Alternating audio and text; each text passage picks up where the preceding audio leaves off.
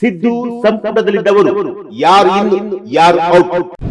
ಆ 11 ನಾಯಕರಿಗೆ ಹೈಕಮಾಂಡ್ ಕೊಡಲೇ ಇಲ್ಲ ಗ್ರೀನ್ ಸಿಗ್ನಲ್. ರಾಹುಲ್ ಗಾಂಧಿ ನಿರ್ಧಾರಕ್ಕೆ ಸಿದ್ದು ಡಿಕೆ ಗಪ್ಚುಪ್. ನಮಸ್ಕಾರ ವೀಕ್ಷಕರೇ, ಸುಪ್ರೀಂ ಟಿವಿ ನ್ಯೂಸ್ಗೆ ಸ್ವಾಗತ. ನಾನು ಅಶ್ವಥ್.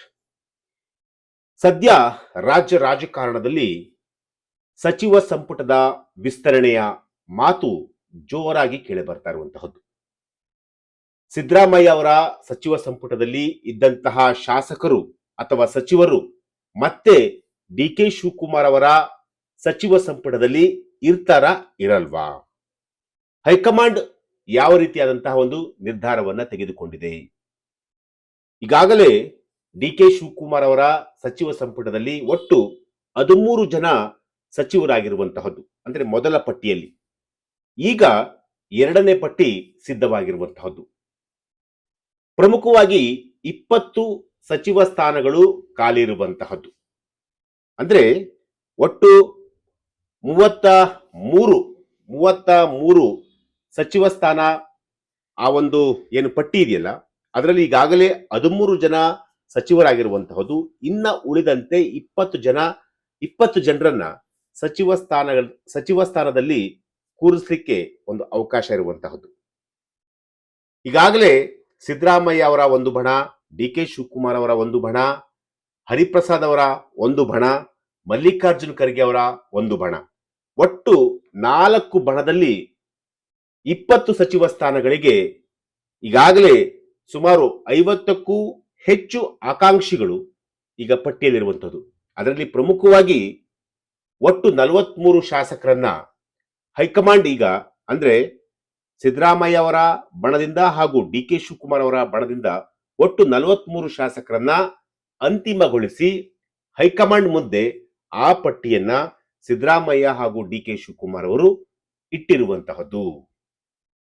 ಆ ಪಟ್ಟಿಯನ್ನ ನೋಡಿದಂತಹ ಹೈಕಮಾಂಡ್ ಕೆಂಡಮಂಡಲ ಆಗಿದ್ದಾರೆ. ಅದು ಯಾವ ರೀತಿ ಅಂತಂದ್ರೆ, ಸಿದ್ದರಾಮಯ್ಯ ಅವರನ್ನು ನೋಡಿಲ್ಲ, ಡಿ ಕೆ ಶಿವಕುಮಾರ್ ಅವರನ್ನು ಕೂಡ ನೋಡಿಲ್ಲ. ಆ ರೀತಿಯಾಗಿ ಕೆಂಡಮಂಡಲರಾಗಿದ್ದಾರೆ. ಕಾರಣ ಇಷ್ಟೇ, ಸಿದ್ದರಾಮಯ್ಯ ಅವರ ಸಚಿವ ಸಂಪುಟದಲ್ಲಿ ಯಾರ್ಯಾರಿದ್ರು ಸಚಿವರಾಗಿದ್ದರು ಅವರ ಹೆಸರುಗಳೇ ಈಗ ಮತ್ತೆ ರಿಪೀಟ್ ಆಗಿರುವಂತಹದ್ದು. ಅದು ಎಲ್ಲ ಒಂದ್ ಕಡೆ ಕಂಪ್ಲೀಟ್ ಆಗಿ ಹೈಕಮಾಂಡ್ಗೆ ಗರಂ ಆಗಲಿಕ್ಕೆ ಕಾರಣ ಆಗಿರುವಂತಹದ್ದು. ಅಂದ್ರೆ ಯಾಕೆ ಹೊಸಬರಿಗೆ ನೀವು ಅವಕಾಶವನ್ನ ಮಾಡಿಕೊಡಲ್ಲ? ಹೊಸಬರಿಗೆ ಅವಕಾಶ ಮಾಡಿಕೊಡಿ. ಮತ್ತೆ ಈಗಾಗಲೇ ಅಧಿಕಾರವನ್ನ ವಹಿಸಿಕೊಂಡು ಅಧಿಕಾರವನ್ನ ಅನುಭವಿಸಿ ಕಾಂಗ್ರೆಸ್ ಪಕ್ಷದಿಂದ ಎಲ್ಲವನ್ನೂ ಕೂಡ ಪಡೆದುಕೊಂಡಂತಹ ವ್ಯಕ್ತಿಗಳಿಗೆ ನೀವು ಯಾಕೆ ಮಣೆ ಹಾಕ್ತೀರಾ? ನಾನು ಯಾವುದೇ ಕಾರಣಕ್ಕೂ ಕೂಡ ಈ ಪಟ್ಟಿಯನ್ನು ನಾನು ಒಪ್ಪದೇ ಇಲ್ಲ ಅಂತೇಳಿ ರಾಹುಲ್ ಗಾಂಧಿ ಅವರು ಖಂಡ ತುಂಡವಾಗಿ ಹೇಳಿರುವಂತಹದ್ದು. ಜೊತೆಗೆ ಆ 11 ನಾಯಕರ ಹೆಸರಿಗೆ ಹೈಕಮಾಂಡ್ ತಡೆಯನ್ನ ಕೂಡ ಹೊಡ್ಡಿರುವಂಥದ್ದು, ತಡೆಯನ್ನು ಕೂಡ ಹಾಕಿರುವಂಥದ್ದು. ಹಾಗಾದ್ರೆ ಆ 11 ನಾಯಕರ ಹೆಸರು ಯಾರ್ಯಾರು? ಆ 11 ನಾಯಕರು ಯಾರು? ಎಸ್, ನಾನೀಗ ಅದನ್ನ ಕಂಪ್ಲೀಟ್ ಆಗಿ ಹೇಳ್ತಾ ಹೋಗ್ತೀನಿ. ಯಾವೆಲ್ಲ ನಾಯಕರಿಗೆ ಹೈಕಮಾಂಡ್ ಮಣೆ ಹಾಕಿಲ್ಲ. ನಾನು ಮುಂಚೆನೆ ಒಂದು ಮಾತನ್ನು ಹೇಳಿದೆ, ಸಿದ್ದರಾಮಯ್ಯ ಅವರ ಮುಖವನ್ನು ಕೂಡ ನೋಡಿಲ್ಲ, ಡಿ ಕೆ ಶಿವಕುಮಾರ್ ಅವರ ಮುಖವನ್ನು ಕೂಡ ನೋಡಿಲ್ಲ.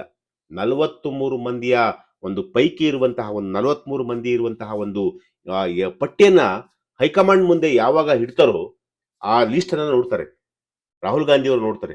ರಾಹುಲ್ ಗಾಂಧಿ ಅವರು ನೋಡಿದ ನಂತರ ಫುಲ್ಲು ಸಿಟ್ಟಾಗ್ಬಿಡ್ತಾರೆ. ಏನ್ರಿ, ನಿಮಗೆ ಬೇರೆ ಯಾರು ಹೆಸರುಗಳೇ ಸಿಗ್ಲಿಲ್ವಾ ನಿಮ್ಗೆ? ಈ ಹಿಂದೆ ಸಿದ್ದರಾಮಯ್ಯ ಅವರ ಸಚಿವ ಸಂಪುಟದಲ್ಲಿ 2.5 ವರ್ಷಗಳ ಕಾಲ, ಸುಮಾರು 3 ವರ್ಷಗಳ ಕಾಲ ಅಧಿಕಾರವನ್ನ ಅನುಭವಿಸಿದಂತಹ ಅವರ ಹೆಸರುಗಳನ್ನ ನೀವು ತಗೊಂಡ್ಬಂದಿರಲ್ಲ, ಬೇರೆ ಹೆಸರುಗಳು ನಿಮಗೆ ಸಿಗ್ಲಿಲ್ವಾ? ಹೊಸಬರಿಗೆ ಅವಕಾಶ ಮಾಡಿಕೊಡಿ, ನೀವು ಯುವ ನಾಯಕರಿಗೆ ಅವಕಾಶವನ್ನ ಮಾಡಿಕೊಡಿ ಅಂತಂತೇಳಿ ರಾಹುಲ್ ಗಾಂಧಿ ಅವರು ಖಂಡ ತುಂಡವಾಗಿ ಹೇಳಿರುವಂತಹದ್ದು. ಹಾಗಾದ್ರೆ ಆ 11 ನಾಯಕರ ಹೆಸರಿಗೆ ಹೈಕಮಾಂಡ್ ತಡೆ ಹಾಕಿರೋದು ಯಾವ ಕಾರಣಕ್ಕೋಸ್ಕರ? ಈಗಾಗಲೇ ಕಾರಣ ಒಂದಷ್ಟು ಹೇಳಿದ್ದೀನಿ ನಾನು. ಹಳಬರಿಗೆ ಅವಕಾಶ ಮಾಡಿಕೊಡೋದು ಬೇಡ, ಹೊಸಬರಿಗೆ, ಹೊಸ ಮುಖಗಳಿಗೆ ಅವಕಾಶವನ್ನ ಕಲ್ಪಿಸುವಂತಹ ಒಂದು ಉದ್ದೇಶ ಇರಬೇಕು. ಆ ರೀತಿಯಾದಂತಹ ಒಂದು ಪಟ್ಟಿಯನ್ನು ನೀವು ತೆಗೆದುಕೊಂಡು ಬನ್ನಿ ಅಂತಂತೇಳಿ ಈಗ ಹೈಕಮಾಂಡ್ ಹೇಳಿರುವಂತಹದ್ದು. ಸೊ ಇವರು ಅಂದ್ರೆ ಸಿದ್ದರಾಮಯ್ಯ ಮತ್ತೆ ಡಿ ಕೆ ಶಿವಕುಮಾರ್ ಅವರು ಏನು ಒಂದು ಪಟ್ಟಿಯನ್ನ ರೆಡಿ ಮಾಡ್ಕೊಂಡಿದ್ರು, ಅದರಲ್ಲಿ ಮಹದೇವ್ ಪ್ರಸಾದ್ ಇದ್ದಾರೆ, ದಿನೇಶ್ ಗುಂಡೂರಾವ್ ಇದ್ದಾರೆ, ನಾಗೇಂದ್ರ ಇದ್ದಾರೆ, ಬೇರೆ ಬೇರೆಯವರು, ಕೆ ಎನ್ ರಾಜಣ್ಣ ಅವರೆಲ್ಲರೂ ಕೂಡ ಇದ್ದಾರೆ, ಸುಮಾರು ಜನ ಇದ್ದಾರೆ. ಅದರಲ್ಲಿ ಸುಮಾರು 11ಕ್ಕೂ ಹೆಚ್ಚು ಜನ ಹಳುಬ್ರನ್ನ ರಾಹುಲ್ ಗಾಂಧಿ ಅವರೇ ತಿರಸ್ಕಾರ ಮಾಡಿದ್ದಾರೆ.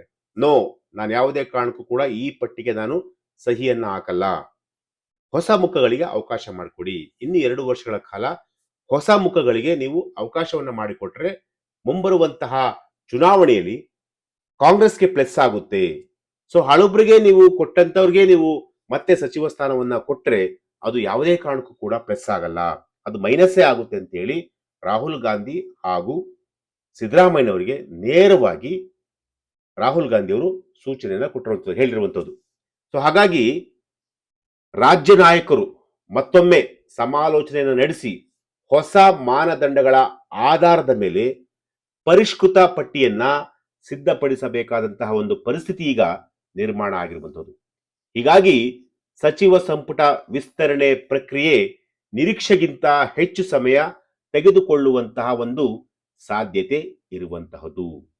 ಹೊಸ ಪಟ್ಟಿಯಲ್ಲಿ ಯಾರಿಗೆ ಅವಕಾಶ ಸಿಗಲಿದೆ ಎಂಬ ಕುತೂಹಲ ಈಗ ಕಾಂಗ್ರೆಸ್ ವಲಯದಲ್ಲಿ ಹೆಚ್ಚಾಗಿರುವಂತಹದ್ದು. ಫೈನಲ್ ಆಗೇ ಬಿಡ್ತು, ಇನ್ನೇನು ಎರಡನೇ ಪಟ್ಟಿಗೆ ಹೈಕಮಾಂಡ್ ಅಧಿಕೃತವಾಗಿ ಗ್ರೀನ್ ಸಿಗ್ನಲ್ ಕೊಟ್ಟೇ ಬಿಡ್ತು ಅಂತಂತೇಳಿ ಚರ್ಚೆ ಕೂಡ ಆಗ್ತಾ ಇತ್ತು. ಆದ್ರೆ ಈಗ ಆ ಒಂದು ಪಟ್ಟಿಗೆ ಹೈಕಮಾಂಡ್ ಗ್ರೀನ್ ಸಿಗ್ನಲ್ ಕೊಟ್ಟಿಲ್ಲ.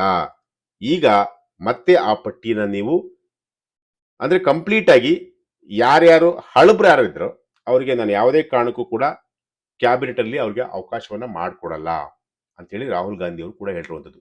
ಸೊ ಹಾಗಾಗಿ ಮಹಾದೇವ್ ಪ್ರಸಾದ್ ಆಗಿರ್ಬೋದು, ದಿನೇಶ್ ಗುಂಡೂರಾವ್ ಆಗಿರ್ಬೋದು, ನಾಗೇಂದ್ರ ಆಗಿರ್ಬೋದು, ಹೀಗೆ ಹಲವರು ಯಾರ್ಯಾರು ಹಳಬ್ರು ಯಾರು ಇದ್ರು ಅವರೆಲ್ಲರೂ ಕೂಡ ಎರಡನೇ ಪಟ್ಟಿಯಲ್ಲಿ ಅವಕಾಶ ಸಿಗುವುದು ಬಹುತೇಕ ಕಡಿಮೆ ಆಗಿರುವಂತಹದ್ದು. ಅಂದ್ರೆ ಚಾನ್ಸಸ್ ಒಬ್ರು ಇಬ್ರಿಗೆ ಇರ್ಬೋದು, ಆದ್ರೆ ಸುಮಾರು ಏನೇ ಇಲ್ಲ ಅಂದ್ರೂ ಕೂಡ ಹಳಬ್ರು ಯಾರು ಇದ್ರು ಅವರೆಲ್ಲರೂ ಕೂಡ ಹೈಕಮಾಂಡ್ ಹೋಗ್ ಕೊಡೋದ್ರಲ್ಲಿ ಡೌಟೇ ಇಲ್ಲ ಅಂತ ಹೇಳ್ಬೋದು. ಎಸ್, ಇದು ಇವತ್ತಿನ ಒಂದು ವಿಚಾರ. ನಾಳೆ ಮತ್ತೊಂದು ವಿಚಾರದೊಂದಿಗೆ ನಾನು ನಿಮ್ಮನ್ನ ಭೇಟಿ ಆಗ್ತೀನಿ. ನಿರಂತರ ಸುದ್ದಿಗಾಗಿ ನೋಡ್ತಾ ಇರಿ supreme TV news. Thank you.